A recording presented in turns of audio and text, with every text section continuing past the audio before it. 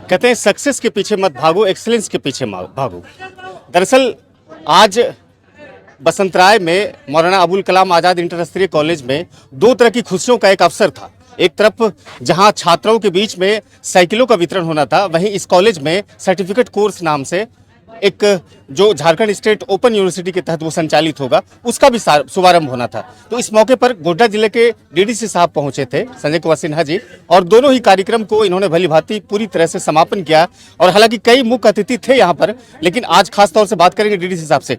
Sir, बड़ा कम infrastructure की चर्चा हो रही थी, नज़ीर साहब जो प्रिंसिपल है, और बड़े कम इंफ्रास्ट्रक्चर में इस तरह से इंटर स्तरीय कॉलेज को अभी तक जिंदा रख पाते हैं। हम देखते हैं कि जो ग्रांटेड कॉलेज होते हैं, वहाँ के जो प्रिंसिपल होते हैं, जो लेक्चरर होते हैं, उसकी आमदनी बड़ी कम होती है। तो मुख्य रूप से इस पर सरकार की तरफ से क्यों नहीं पहल की जाती है ताकि इस तरह की सुविधाओं से और भी बेहतर कॉलेज आगे बढ़ सके? नज़ीर साहब की प्रशंसा हुई थी, क्या लगता है सर, कॉलेज आगे बढ़ने की जुगाड़ में है या फिर उस रास्ते पर है?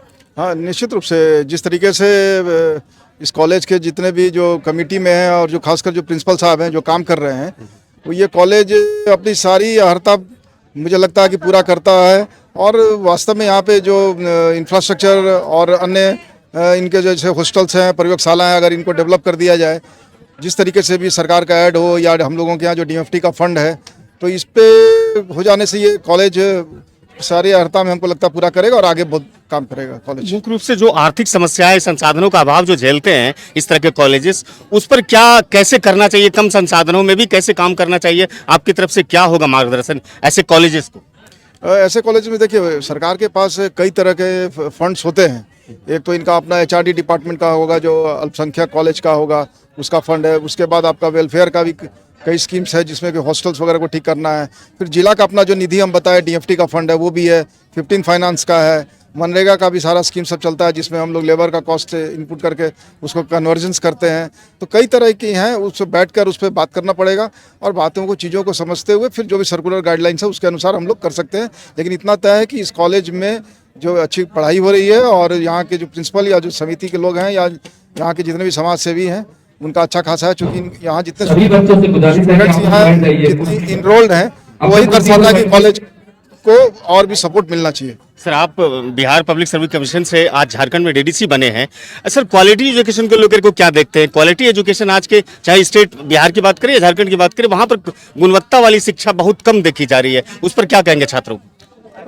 हम उस पर यही कहेंगे कि जो आप इस बीच जहाँ पे भी आप हैं, आपको जो चीज़ है उससे तो जितने भी बच्चे खड़े हैं सभी को बताइए, जो खड़े रहेंगे उन्हें आपको जो भी अभी जो सामने में है और जहाँ पे भी आप पढ़ रहे हैं, तो सबसे पहले तो हम बताएं कि जो भी कॉलेज से आप जितना ले सकते हैं आप अपना लीजिए, और जो भी आपका इंफ्रास्ट्रक्चर है उसी में आपको अपना बढ़िया करके दिखाना होगा, मेहनत करना होगा, पढ़ना होगा।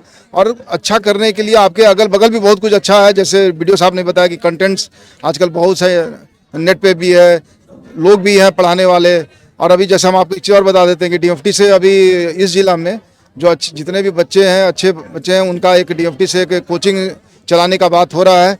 इंजीनियरिंग का हो, JPSC का हो, जिसका भी हो, तो उसमें भी वहाँ निःशुल्क होगा पढ़ाई। इसका भी बच्चे फायदा उठा। शुक्रिया बातचीत करने के लिए, बहुत शुक्रिया। तो आपने DDC गोड्डा को सुना और किस तरह से उन्होंने एक्सप्लेनेशन किया अपने पूरे लाइफ साइकिल को, और जो मौलाना अबुल कलाम आज़ाद इंटर स्तरीय बसंतराय में चल रहा है उसके प्रोत्साहन को लेकर के भी एक सुखद भविष्यवाणी की है कि बेहतर तरीके से ये कॉलेज चलेगा। और सरकार की तरफ से DFT वाला जो स्कीम्स है उसको भी हम इंडोर्स करने की कोशिश करेंगे। फिलहाल इस वीडियो को हम खत्म करते हैं। हमारा प्रयास कैसा लगा, बातचीत कैसी लगी, आप कमेंट बॉक्स में जरूर लिखिएगा। धन्यवाद।